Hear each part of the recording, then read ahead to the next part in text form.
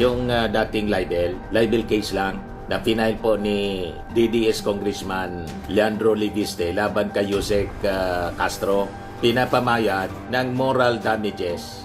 May patong na mga kababayan, no? Libiste files 111 million civil suit for damages versus Clear Castro. Tumobo agad po ng 1 million. Talagang negosyante ito mga kababayan dyan. Leandro Libiste. Tumiba doon po sa solar. At sabi niya sa press con, huwag daw siyang papatayin kasi pag ilabas ko lahat ng mga files na hawak ko, maiintindihan ng taong bayan. Bakit? Higit pa sa lahat ng ibang mga target, ako ang pangunahing target ng iba't ibang mga personalidad sa nakaraang mga araw. Nagbabagang mga balita at pagtalakay sa mga isyu ng lipunan. Pulsa, opinyon, banat at paglalantad sa katotohanan. Pulsa, what you see is what you get. You decide. ito po mga kababayan, si Dante Maravillas po. Pag-usapan natin yung libel case na final. Hindi man po cyber libel. Yung dating libel case lang na final po ni DDS Congressman Leandro Libiste laban kay Yusek Castro, pinapamayad ng moral damages 100 million. Then kahapon 110 million mga kababayan. Dinagdagan pa ng 1 million yung moral and exemplary damages na hinihingi kay Yusek Castro ni Leandro Libiste. Ginaya mga kababayan ni Leandro Libiste si ultra-billionaire Enrique Razon na nag-file mga kababayan 110 million, mas linampasan pa ng 1 million. Dinagdagan pa ng 1 million ni Libiste. Baka ang nagpatong nito si Topacio na. May patong pa mga kababayan na 1 million para niyan din na mabawasan. Kasi ang sabi ni Libiste mga kababayan, ibibigay lang naman niya daw sa mga nabiktima ng substandard flood control projects. Ito mga kababayan, Nababayaran ni Yusek Castro sa akin ay ibibigay ko sa mga biktima ng mga substandard proyekto ng flood control. Kaya umaasa ko, wag nang magsinungaling si Yusek Castro, aminin nilang niya ang katotohanan, magbayad siya ng multa ng 110 million pesos at ipamamahagi ko po ito sa mga biktima ng mga substandard flood control projects. 110 million ito. Pero sa report ng abogado news, naging 111 million na. May patong na mga kababayan, no? Libiste files 111 million civil suit for damages versus Clear Castro. Tumobo agad po ng 1 million. Talagang negosyante ito mga kababayan dyan. Leandro Libiste. Tumiba doon po sa solar. At sabi niya sa press con, huwag daw siyang papatayin kasi pag pinatay daw siya, ilalabas niya o lalabas ang buong katotohanan. Nagbili na siguro sa nanay niya o kung kanino mga kababayan.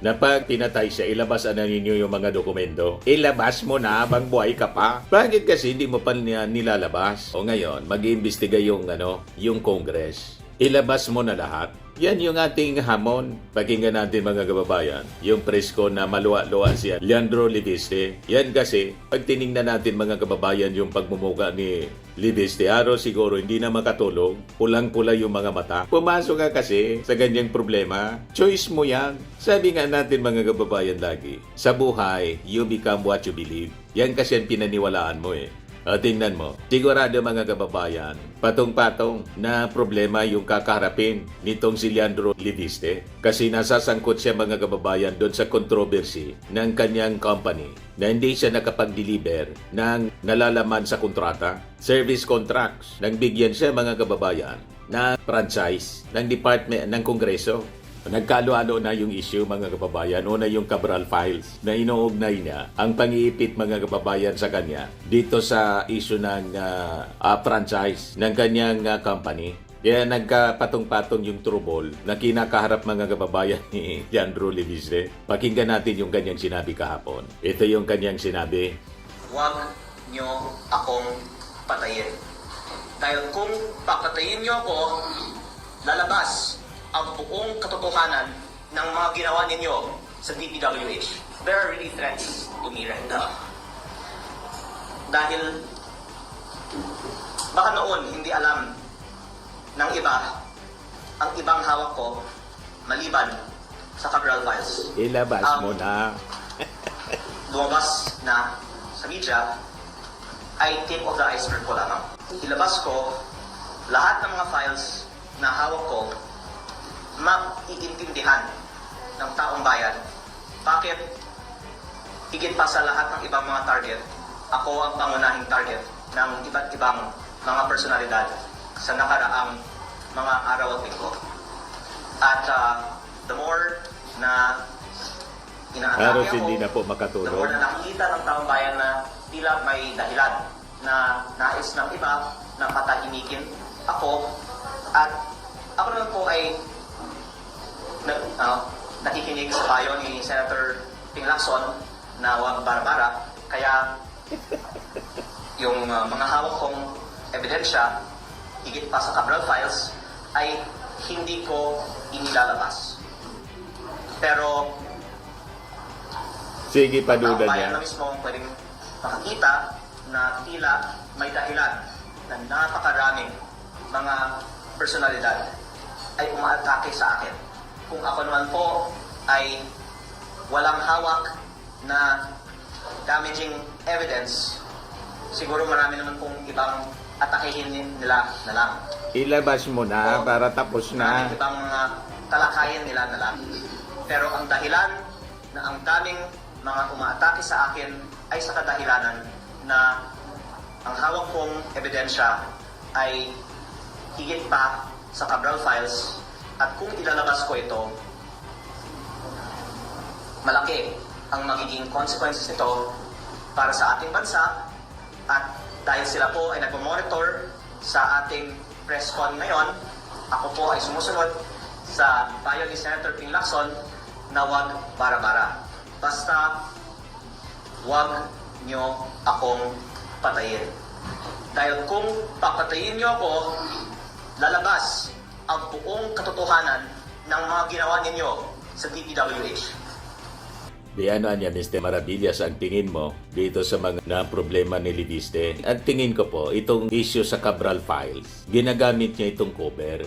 Kasi po, diversionary tactics, nasasangkot siya sa mas malaking controversy involving his own company na binigyan po ng franchise, pero hindi nakapag-deliver ng kanyang commitments base sa franchise na binigay ng Congress. Yun ang lumalabas, mga kababayan. Pinakinggan ko yung interview kay Secretary Garin ng DOE. Interview po ni Christian Isguera. Malinaw po na economic sabotage. Ayaw lang banggitin ng diretso. Yun ang lumalabas. Ayaw lang banggitin ng diretso po ni Secretary Garin. Kaya pinamumulta po siya ng 24 billion. Ito yung balita ng Billionaire News Channel. Dadalhin daw nila sa Office of the Solicitor General level or the DOJ, sabi ni Garin. The Department of Energy will tap the Department of Justice and the Office of the Solicitor General to enforce the collection of 24 billion fine against Solar Philippines Power Project Holdings Incorporated na pag-ari po ni Batangas Representative Leandro Liviste after the firm allegedly ignored repeated notices over unfulfilled power commitments. Sabi po ni Energy Secretary Sharon Garin, ang DOE has terminated 28 power supply contracts covering 12,000 megawatts, stressing the decision is final and the case may be elevated to the courts if the company continues to refuse payment. So yun ang reading natin, mga kababayan. Nakiksaw-saw siya dito sa issue ng Cabral Files as a cover, mga kababayan. Pinapalabas niya na anti-corruption crusader siya at walang tigil sa pagpapreskon at post sa kanyang social media. At nang madiscuss, mga kababayan, ni Jose Castro, ang ginasangkutan niya dito sa kanyang company, nilibel po siya. Pinailan po ng 111 million. Dati 110, biglang naging 111 million libel suit na. Tumubo agad ng 1 million. Report siya ng abogado niya po, mga kababayan. Kaya pala naging 111 million. Tama yung duda natin. Lawyer's fee, 1 million. Kaya pala agad in-advise ni Topacio. Batangas 1st District Representative Leandro Liviste on Friday filed a civil suit seeking 111 million in damages in lawyer's fee from Presidential Communications Undersecretary Claire Castro. accusing her of defaming him in an online video about his business dealings. According to the complaint, Castro's blog suggested that Levistis improperly sold or flipped a congressional franchise granted to a solar firm without legislative approval and implied that the franchise was a political favor granted during the administration of former President Rodrigo Duterte. Lumalabas, malinaw naman na ganun talaga yung nangyari po. Kahit si Secretary Garin, Sharon Garin, yun ang sinasabi, mga kababayan. Kumbaga, kung ano yung mga lumalabas sa balita, sinasabi ni Secretary Garin, pati ni Ombudsman Remulla, kino-quote man lang po ni Yussi Castro sa kanyang blog, biglang nag-file po ng libel case. Kaya sabi po ni Yussi Castro, ito anya is intended na para ako i-silence. At may nasa likod anya nito. Pinapamayad siya ng 111 million, 110 million, tapos plus attorney's fee, 111 million na po. Di happy si Topacio. O, di ba po? Yan kung manalo sila. Kung matalo, sabi ni Yussi Castro, ako nga anya ang tatayo na abogado mismo ng sarili ko. At sa aking paniwala, matatalo ko siya. Siyempre anya, yun ang aking paniwala. Matatalo ko siya. Ibig sabihin, walang libel, walang libelous sa mga utterances ni Yussi Castro sa kanyang paniwala. Kasi siya, kinukot man lang niya kung ang sinasabi ni Ombudsman Remulla at saka ni Secretary Garin. Ito mga terms na itong ginagamit pong flip. Ito mismo yung mga lumabas sa balita sa bibig ni Remulla at saka ni Garin, mga kababayan. Pinakinggan ko kahit yung interview ni Christian Esguerra. Ganon ang sinasabi ni Garin. Sabi ni Libiste, the blog niya relied on selective news clips in commentary that created the impression he violated the law, damaged his reputation, and subjected him to public ridicule.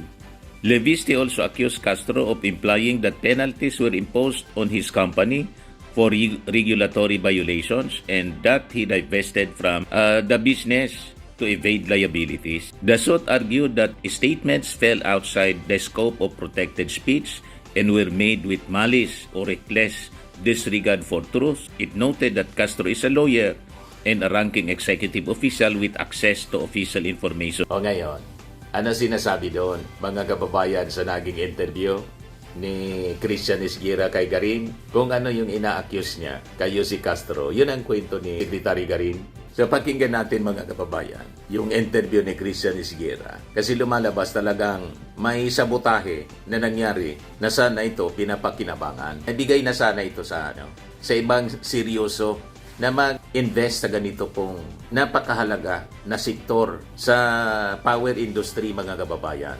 Nasabi, kung nagawa sana yung commitment, baka in the coming years, mababa na yung presyo ng kuryente na pinapakinabangan po ng mga consumers. And because of the, ginawa ng company ni Libiste po, hindi mangyayari yun. So, lumalabas, mga kababayan, na sabotahe po.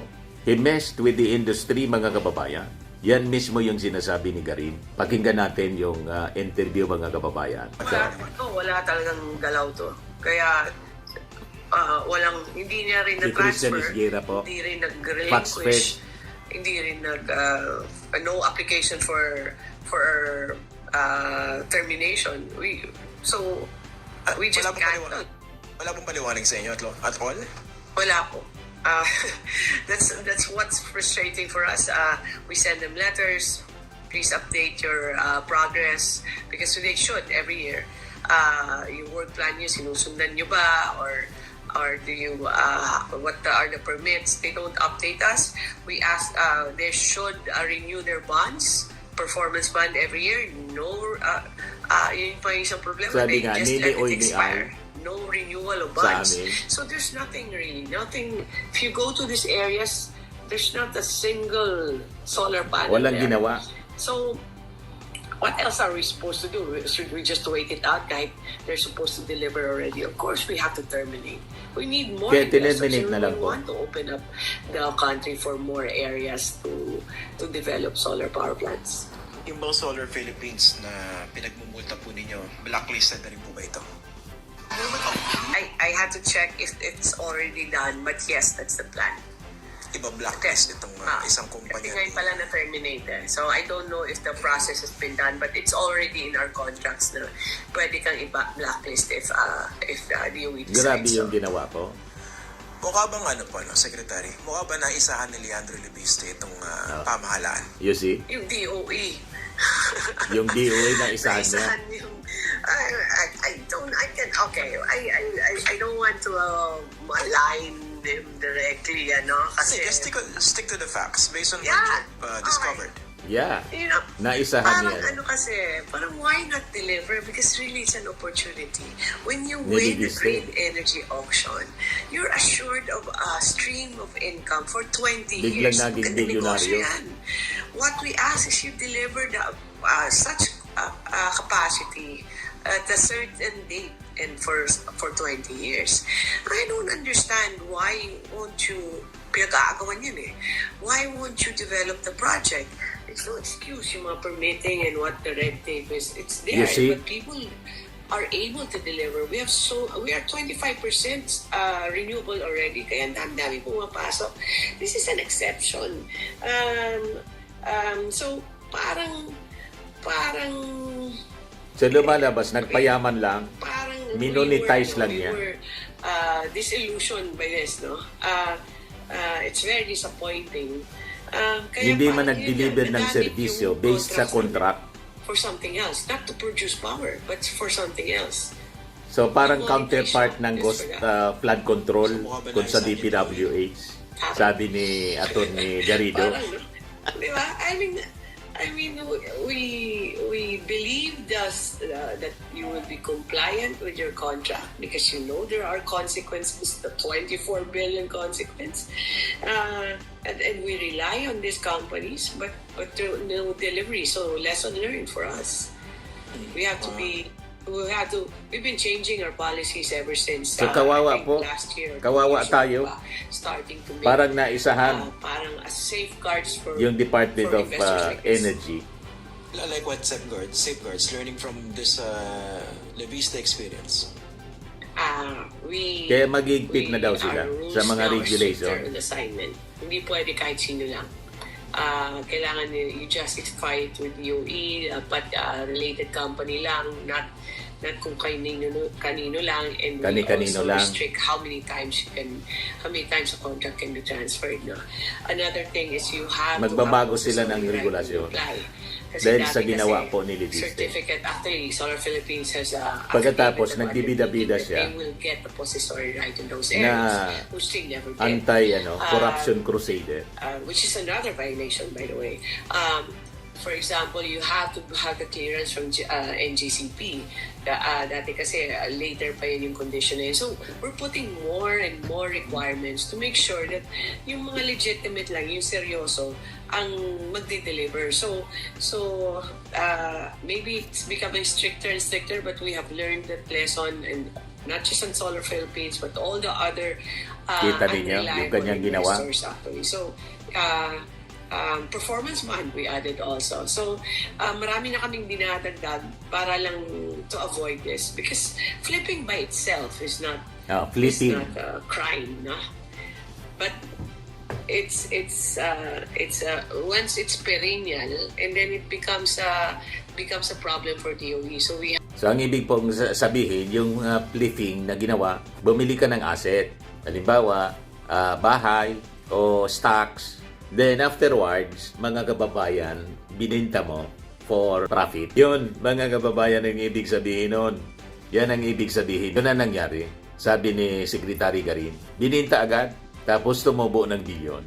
Pero hindi man nakapag-deliver, mga kababayan, ng yung dapat, hindi nakapagpatayo as required doon sa kontrata na binigay sa kanya.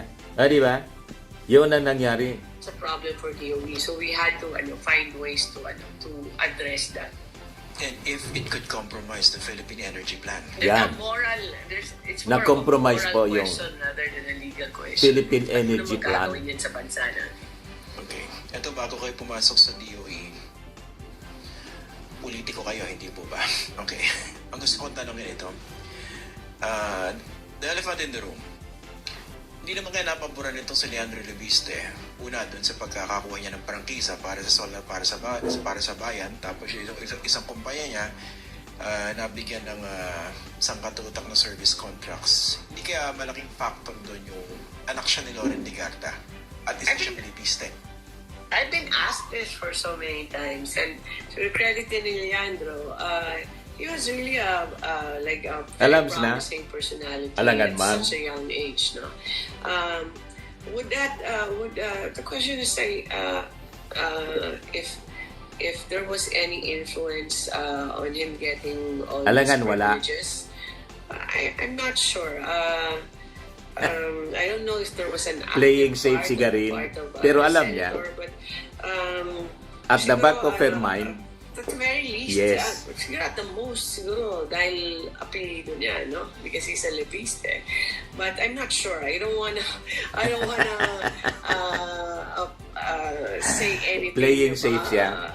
Mali, baka Pero- ikaso din ng libel. pero the influence, I don't know It if could be was the ano, deciding factor yung in influence. getting a franchise and getting all these contracts. Kasi hindi naman kami magbibigay ng kontrata kung hindi naman siya pumapasa sa evaluation eh. Yun lang yun eh. As to the franchise, that's for Congress na. Hindi kasi nung panahon na yun, sa prangkisa, ay nanay niya hindi po ba nakaupong senadora. Okay. Although officially, nung butuhan na sa prangkisa, I think the mom abstained. Okay. Pero did it really make a big difference? Ligarda ka eh. So ano mang iisipin ng mga kasama niya? Of course, I'm just thinking out loud and this is what many of our people are thinking. You have a point there. And that's exactly Ah. why we have the Pwede. constitutional provision on prohibition of public officials having privileges and franchise, no? Kasi dapat may database na nila because of conflict of interest. Not that you will actually do it, whether you do it or not, pero prohibition na yun eh. So, that's the whole purpose of that provision in the Constitution. Kaya maybe, I don't know, I'm not sure. Okay. Ano yan eh, kung sa kaso yan, parang, Your Honor, you're, misleading the witness. Nililiko. Diba? Okay. Paano nga pala, Secretary, kung hindi magbayad ng multa itong Solar Philippines? That will come Yan ang mamulta, 24 billion. We'll find legal recourse for that. We've already talked to the Department of Justice, Solicitor General, and we'll also talk to the SEC, PCC, and all those agencies. Tapos, finally, Secretary, no? ano bang leksyon ang pwedeng mapulot natin dito sa nangyari dito sa service contracts ni Leandro Leviste at saka doon sa prangkisang binigay sa kanya bilang privilege ng Kongreso pero hindi naman napakinabangan. Grabe po. Well, for DOE, we know what we learned already for this. We don't want this kind of investors. We don't want flippers. We don't play. Bawal na yung mga flippers na tinatawag. Bumili pagkatapos the economic situation of the ibibenta country lang. and life and day-to-day Quickly lives of our people. reselling Hindi mo nilalaro yan. The Yung property. Kasi this is connected to the economy and to the livelihood of our people. Dapat hindi ginagawa. The yan, asset, no? the company. Para tumubo lang. I think the lesson here is we need to go. We need to learn our Tapos di country, man nag-deliver our- ng we can make money. kung anong nalalaman sa with service the country, contracts but niya. don't sacrifice naman our people. Ako ayaw So, ko nasacrifice talaga. yung I'm tao. so frustrated with this. And I'm so disappointed. Kasi these are contracts that we rely on. These are contracts that we have given privileges. And ang lesson dito is, we have to be stricter. We have to be discerning in what type of companies that enter into renewable energy. Kasi Sabi ni Atty. Garrido, mga kababayan, sa kanyang post kahapon, So what is now the difference between Leandro Leviste and Edwin Garjula? The pot calling the kettle black Edwin Garjula is accused of rigging DPWH biddings and delivering ghost and substandard flood control projects. Ito naman si Livisti is accused of cornering the DOE's green energy auction and delivering almost nothing while pocketing 34 billion pesos. Yan, mga kababayan. Yung sabi ni Atty. Garrido, in sum, Leandro Livisti caused far more damage to the Filipino people because 11,427 megawatts that he failed to deliver is more than half of the country's peak electricity demand of 20,000 megawatts in 2025. So ang tanong niya, why is Leandro Livisti running after Edwin Garjula? Na lumalabas, mas matindi yung kanyang ginawa na damage sa ating mga mamamayan. Yan ang punto, mga kababayan ni Garrido. May punto siya. Tama ang kanyang sinasabi. Ngayon, doon sa mga sinasabi mga kababayan ni Livisti, yung Cabral Files. At sabi niya, huwag ninyo akong papatayin kasi pag pinatay niya ako, lalabas ang lahat. Parehas yung posisyon namin ni Atty. Garrido. Sabi natin, ilabas mo na. Ano pang inintay mo? Pabitin-bitin, ilabas mo na. Kaya sabi ni Atty. Garrido, whistleblower ka, magsalita ka. Ang tunay na whistleblower, hindi takot mamatay. Nilalahad-lahat, binuburkal lahat. Takot man sila sa buhay nila. Sumasa ilalim sa Witness Protection Program. Examples, Yusek Bernardo Henry Alcantara. Itong si Livisti, eme-eme, sat-sat, ngaw-ngaw, ayaw naman ilabas ang ebidensya. Takot sa buhay niya. Imbes sumailalim sa Witness Protection Program, sumailalim sa palda ng nanay niya. Paiyak-iyak pa. Kainin na lang, Cabral Files na yan. Kainin mo na lang. Tama po. Ayaw mo nilabas. Takot kang mamatay. Tapos mapasok-pasok ka sa ganyan. Takot ka palang mamatay. Tapos magsasabi ka na, pag namatay ako, labalabasan lahat. Ba't hintay mo pang mamatay ka? Ilabas mo na. Hindi magalukuhan lang, mga kababayan. Hintay mo pang may pumatay sa'yo. Tapos ilalabas mo. Parang yung Cabral Files, mga kababayan. Hindi lumabas. Namatay si Cabral. Wala na tuloy maniwala kung totoo pa. Kasi inagaw niya. Pwersahan niyang kinuha, mga kababayan, kay Cabral. Yung mga dokumento, wala na tuloy maniwala na baka hindi na authentic.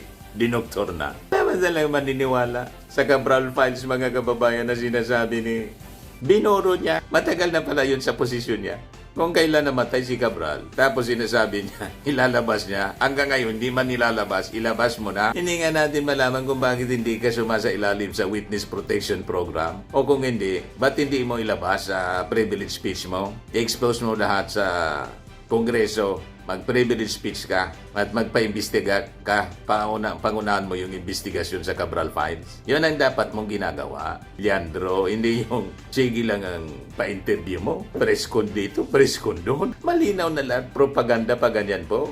Lahat lang sat-sat, sabi ni ngaw-ngaw dito, ngaw-ngaw doon.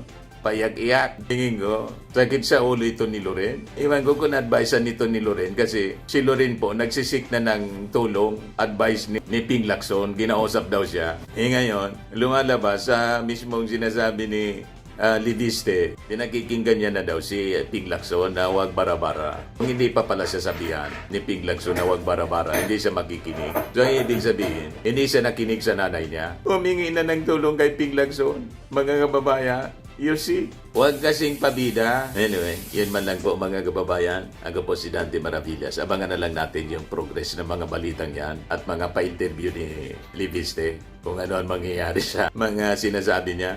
Bye-bye po. God bless. Firmax Firming and Lifting Cream, pinapahid po sa mga pulses in affected area. Mainam po sa paninigas ng mga kaso-kasuan. Ito naman po, Automax Radiant Serum. Sa mukha naman yung application, anti-aging po siya. You will look 10 years younger than your age. Sa mga cancer patients naman po, baka lang gusto ninyo itong itry. Neng siya Red Mix Fruit Drink. Hindi mo po siya gamot, food supplement siya. Kaya lang, gawa siya mga kababayan sa goji berry. Yung goji berry, may anti-cancer properties. O ngayon, yung mga inquiries ninyo, dumiritso na lang kayo sa aming messenger sa Facebook para masagot namin agad. Ayos pa? Ayos na ayos niya, Mr. Maravilla. Sa mga nagana po ng malinis and spacious fitness gym, pumunta lang po kayo sa aming Colossal Fitness Gym. May Grab car rental din po kami. But anyway, ito po pala yung aming bagong product na binibenta online. I am worldwide amazing pure organic barley powdered drink mix from Australia. Negosyo to ng aking anak na architect entrepreneur Riz Maravillas. Ayan po. Kontakin na lang po ninyo siya, Riz Maravillas on Facebook. Ang mga health benefits niya, boost immunity, improves digestion, enhance energy levels, packed with antioxidants, prevent cancer. Ito naman po yung bago naming product na binibenta online. Eye Glow Serum, whitening po siya. Tingnan ninyo yung epekto sa aking anak na architect before and now. Yung mga inquiries po ninyo, dumiretso na lang kayo sa kanyang Facebook account, Riz Maravillas.